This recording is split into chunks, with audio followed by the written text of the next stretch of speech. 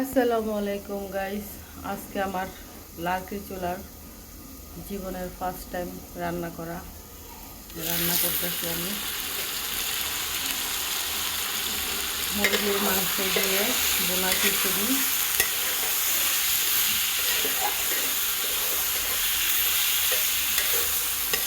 সব মাখায় বসাই দিছি।